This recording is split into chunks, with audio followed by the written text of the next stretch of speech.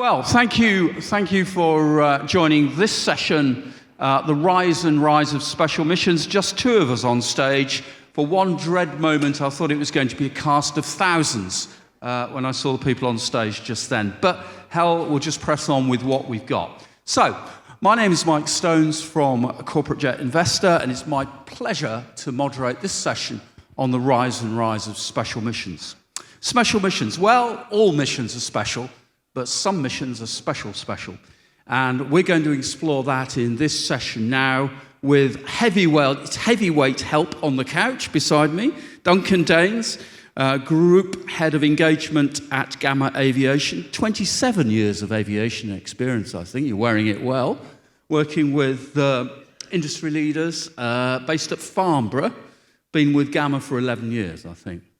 That's correct. Thanks, Mike. Heavyweight, not sure how to Conceptually, rather than physically. Anyway. Obviously, I thought I didn't need to point that out, but there we are.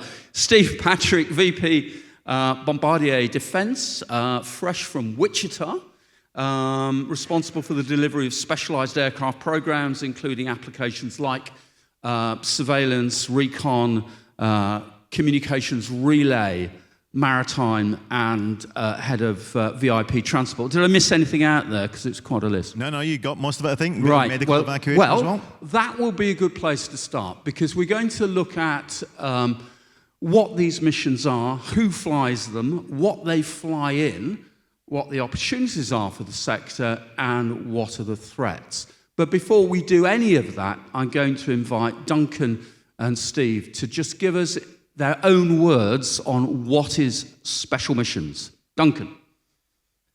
That's a big question to start with, Mike. So if I was to answer that flippantly, I'd say it is probably making beautiful aircraft quite ugly, and it's probably making a comfortable interior less comfortable. But really what we're talking about here is taking business aviation assets typically, or what most of the people in the room would see as business aviation assets, and putting them in special roles, special tasks. So that could be a range of things, anything from Coast Guard responsibilities right the way through to sort of more military defense, ISR roles. So a great gamut of things, but different airframes will do different tasks for you at different points, and I'm sure we'll come on to all of those through our discussion. And apparently these are these airframes delivered in conventional configuration before being modified to the mission in question, or are some of them fully formed? It really depends. So we will work with manufacturer and OEM, and some of the OEMs will provide them, if you like, out of the box, or more typically we'll take delivery of green aircraft for certain mission types, and then we will modify those aircraft accordingly and bring them into service. Okay. A lot of that is to do with the length of time we're allowed, and I think we're going to talk about government procurement, and that can define how you're going to deliver the services. We can explore all that. So, Steve, what's special about special missions? Well, I think as Duncan covered, it's anything that's non-standard. So we all know the typical utilization of a business aircraft. So we're looking at anything that's non-typical. And it can be the surveillance missions he talked about. It can be military, or it can be civilian. We also do a lot of medical evacuation, patient repatriation, organ transport. Really, the utility of the business aircraft lends itself very well in the special missions world. And with Bombardier, we can trace all the way back to the early days of Learjets, the early Learjet 23s and 25s being used to move around patients and organ transports back in the 60s and 70s. But today it covers anything from, as you mentioned, head of state, VIP transport, all the way through military users, even research and development activities. Over in Germany, we have the German research agency, DLR. We have NASA, obviously, in the US, all using business jets as non-typical platforms. Right. You say business jets, but are we including turboprops in this category? Yes, I mean, I think there's a market for a layered approach. Yeah. And the way that Bombardier looks at this is that as technology has evolved over the last 10, 15 years, missions have also evolved into different platforms. For a long time, the surveillance aircraft of choice would have been a turboprop. Yeah. Very useful if you're trying to look across the border and you can get close to the border. Now we see the threat is maybe across the Pacific. Yes. So you need range, you need altitude to be able to see farther from farther. But there will always still be a market for, turboprops, jets, eventually high altitude drones. It's really a layered solution. Okay, so I want to unpack the type of missions and get a feel for what are the biggest sectors, categories, segments of missions a bit later. But before that, I'm going to ask Duncan, who's flying these special missions? So I think what you'll tend to find is that they've been flown by government agencies, quasi-government agencies, or operators that are contractually working for those agencies in the main. Not always, but in the main, that's where the majority of the customers are. And they will be defined in terms of structurally departments within governments quite often. I'm talking very broadly from a UK point of view. Yeah. So the military will be doing their thing, but you'll also have, let's say, agencies like the Home Office doing their thing. And they will appoint private contractors to discharge the mission, will they? Yes, on the most case. Some of them, I think people in the room may be broadly familiar with the National Police Aviation Service, which is a centralised group that looks after the aviation assets for the UK police. That employs a contractor to be able to deliver that service, but in itself it is a sort of quasi-government service. Okay. So, Steve, outside the UK, is the picture the same in terms of who are flying special missions or different? It's broadly similar. There's a terminology that gets used quite often, particularly in the US, called COCO, contractor-owned, contractor-operated. So you'll have a private entity, maybe a defence prime contractor that owns an aircraft, but then operates it on behalf of a government agency and provides data as a service. And so the COCO operation is very much like a wet lease in some ways, attractive for some government agencies because they can get capability very quickly without lengthy procurement cycles to get a new asset. But there are still core capabilities that government agencies want to own the aircraft, they want to fly the mission because it's either very specialized, very risky, or it's just a core capability they want. So on the government side, there's the mix that Duncan was talking about between the government and the quasi-government. On the private side, one of the largest users is the medical evacuation requirement. Many different operators providing medevac service, anything from a Learjet all the way up to a Global Express, short range, long range. We have customers that fly our Challengers from Europe to Australia to do repatriation. So there's a wide variety of missions that are being flown, but I think the broad market is similar to what we see over here. Yeah, okay. Yeah. And I would just say, Mike, on that, some of the customer groups also, well, I think we'll talk about it a little bit later, they begin to define the operational context that you're flying the aircraft in and also the level of approvals that you'll need. Obviously, working on as a COCO provider, your requirements and approval requirements are going to be different than if you're flying that as a pure civilian AOC-led. By different, we obviously mean more stringent. More stringent, right the way down to the security clearances required. Yeah. Typically at this moment in time, depending on the level of security clearance that you're after, that could be a 6 to 9 month duration with a very high attrition rate for pilots, as a for example. Why a high attrition rate for pilots? Simply, it's getting through the security clearance conditions. Okay. So you might have a pool of pilots that is, let's say you've got 10 very well qualified pilots, but you may only get 3 out of those. Yeah, okay. You're not losing them. That's not the attrition. You're not losing them because they go and move on to other things, or the civilian world, you're losing them because they don't meet the criteria. Yeah. And Steve, are we seeing more out-servicing of contracts, more contracting out of services in the States, do you think? As a cost-saving measure? There's certainly a pressure in budgets in the US, and you look at all of the conversations that go on just now over cutting the federal budget. If you want to buy assets, they come from what we call acquisition dollars. Yeah. And so the fight for acquisition dollars is always a difficult one. If you're doing a leased service, it comes from operations dollars, and those are much more fluid, much more fungible. So we have seen over the last couple of years a resurgence in the COCO model, where the government are buying a capability quickly while they sort out the acquisition for the long term. Yeah. So you may end up with what we would call a bridge COCO. Maybe the first 5 years it's a lease, and at the end of 5, the government may buy that asset, or they may actually buy their own long-term assets. So the leasing market, the opportunity there, I think, is quite strong. Yeah. Obviously, some of the things we do to those aircraft, as Duncan was mentioning, these are not standard interiors. These are significantly modified aircraft. So you can't just flip them back into the civil world, but you can reuse them. And is it perceived to be more cost efficient to do that by government, do you think? I think it is, in the sense that they can tap in more fully to the commercial infrastructure, whether it be an MRO facility or whether it be the support organizations. For the government to stand up their own squadron operating their own jets, huge cost, huge infrastructure. So we can probably expect Mr. Musk to smile on that then.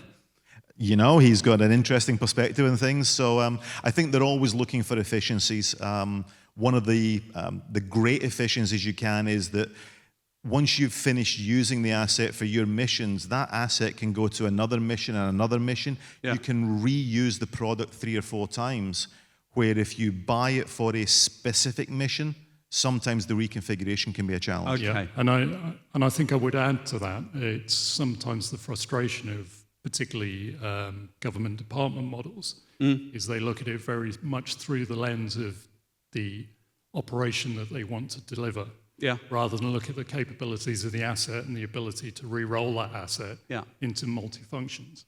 So something could be a Medivac, have a Medivac MacVision mission rather at one point, and then quickly get turned or transformed into Coast Guard operations or Border Patrol. Which sets up the next question nicely. Take me on a tour of what makes up special missions. So what are the biggest special missions? Is it surveillance? Is it Medivac? What are the components of the industry by proportion? Duncan. Thanks. I don't know. The word biggest, I always challenge the word biggest. It depends how you dimensionalize it. What sort of metric would you like to put on it? Well, I think they're all niches within niches. Yeah. Because you can look at it as, okay, well, what is most important in terms of saving lives? Yeah. You could look at what is the most important in terms of providing data or information to national security interests. You could have a look at it in terms of simply mapping forestry and looking at degradation of resources. What about hours flown, in terms of hours flown, the number of missions? Well, I mean, you get some outstanding sort of mission lengths or mission durations. There's a current tender that's out at the moment, it's public domain information, where they're looking to deliver around about 4,000 flying hours. Wow. Is that surveillance? It is surveillance. It's a significant requirement, and that creates challenges in its own right.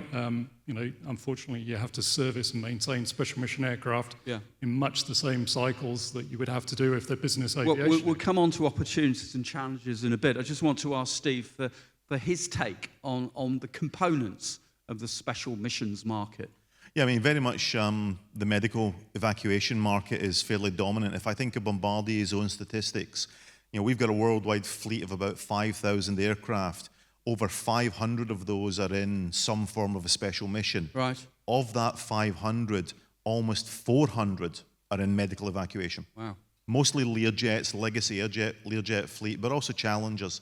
Very quickly after the medical evacuation market is the surveillance market. And a lot of these aircraft are performing either border surveillance, illegal trafficking, irregulated fisheries protection.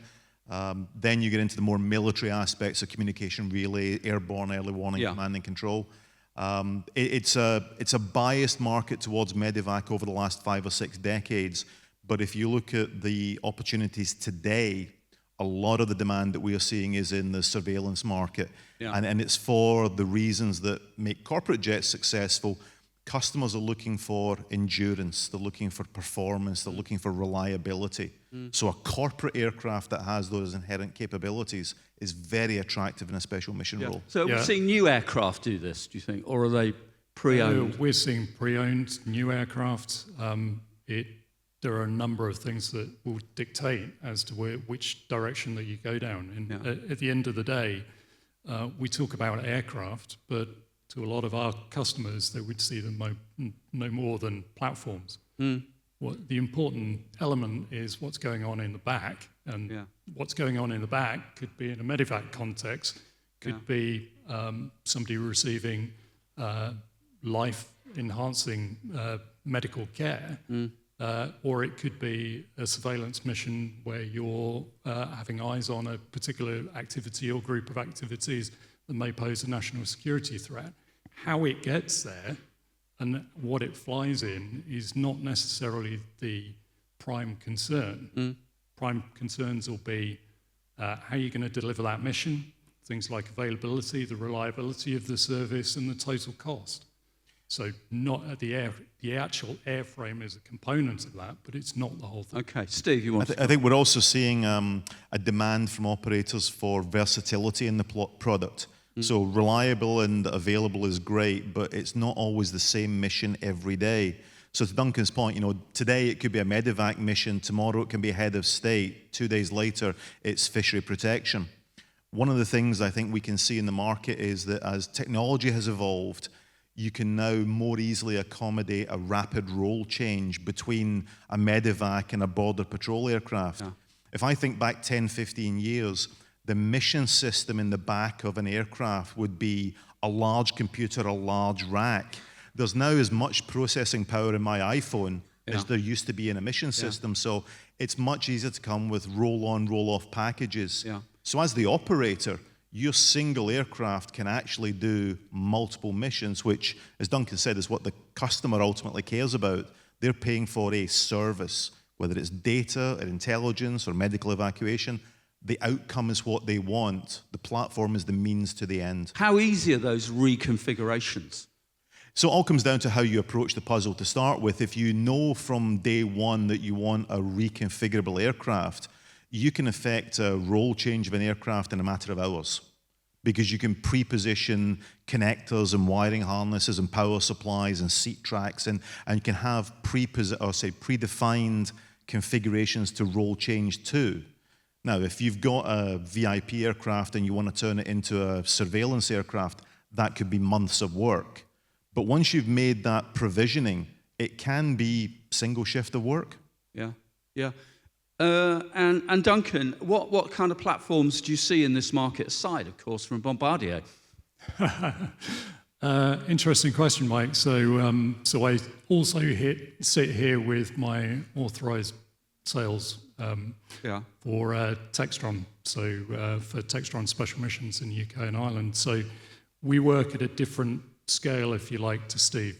So we're very much looking at the sort of Latitude, King Air, Grand Caravan kind of territory, which operates slightly different mission sets than Bombardier. So it's very rare that those two worlds collide, with the exception potentially with head of state. But yes, so it's those kind of aircraft that we're primarily looking at and targeting. Because there must be contradictory requirements for a head of state aircraft than a medevac, obviously. Well, security, it depends. I kind of think when you're looking at head of state, yes, there are quite a lot of requirements around that, but all of them tend to flow down into other avenues. I would say none of them are germane to particularly head of state. I think most of the operators here that fly VVIP customers probably deliver a better customer experience in terms of the interior of the aircraft than the head of state aircraft, because they generally have to operate more than one role. So if you think kind of probably head of state aircraft, apart from the Dassaults, are going to be the Voyager aircraft. Well, that's an A330, and most of the time that's a refueling aircraft. Steve? Yeah, no, I was going to say that on the head of state side, there's a lot of commonality of the requirements we see from the head of state mission and just for a conventional mission. But we're starting to see an uptick in interest in things like secure communications, self-protection systems. laser-based self-protection systems because Laser-based. laser-based. So a number of these heads of state or senior diplomatic figures, they're flying into areas that are maybe a little bit tense. And so, yes, you can take the A330 Voyager, but if you're just sending your Secretary of State to a visit in the Middle East, Yeah. a business jet with a self-protection system, with a secure communication system, quite often will meet the mission requirements. So we do see those kind of requirements coming out. And then the requirement to go and operate at short notice over extremely long ranges, you may then start reconfiguring the cabin for additional crew rest on board. I see. If you think of a head of state traveling with a security detail, it's no longer just one principal, it's a team of 10 or 12 people, all of whom need to arrive refreshed and ready for the diplomatic mission. So that comes up with some fairly unique cabin configurations as well. Okay, I just want to take a moment to see if there are any questions from the floor. Yes, we do have a question there. It's Whoa! It's our friend. So forget the medvacs and stuff, but first of all, I'll caution you, Mike, be careful of the questions. They may have to kill you off a little bit. But what is the value of these assets, the special purpose military or whatever spook operations? What are the value at the end? Is it just the component parts? I think if you look at a monetary value of the aircraft, when you start putting in the radar systems and the communication systems, you're taking an aircraft that may be 60, 70, 80 million dollars, and you're easily quadrupling it. You know, some of these aircraft can be valued at $400 or $500 million once they're equipped. But the true value of the asset is the data, which can be priceless.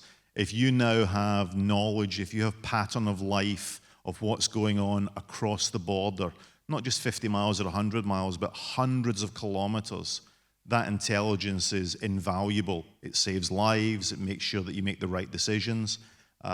I think it's hard to put a value on that, but the asset itself, these are multi-$100 million assets. Duncan, do you want? I think that's a brilliant answer to that question. Totally agree. Yeah. Presumably, there's not a high trade over, though, is there, in aircraft? If you spent millions and you've customized your aircraft to your purpose, you're not likely to get rid of it in 5, 10 years, are you? Aren't you going to hang on to it for its working life?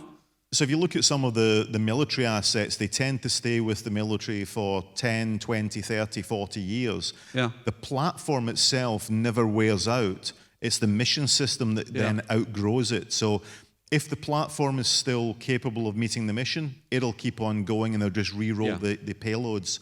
But if you're in the COCO world, in the commercial world, there does come a point where as maintenance costs increase, as airframe aging comes in, as obsolescence comes in, it may be time to change out. Yeah. Just want a quick run round opportunities and threats in the final couple of minutes we've got for this session. Opportunities, I mean, what would you say to that, Duncan?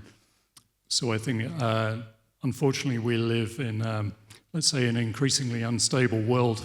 And I think, unfortunately, that creates opportunities in special missions, some aspects of the special mission area, not in all of them. But if you look at Medivac, CASEVAC, there'll be growing areas, unfortunately. ISR will continue to grow. And very much as we've mentioned in the preamble, the layered systems of ISR, it won't see business aviation platforms come out of the market. In fact, there'll probably be an increase in them.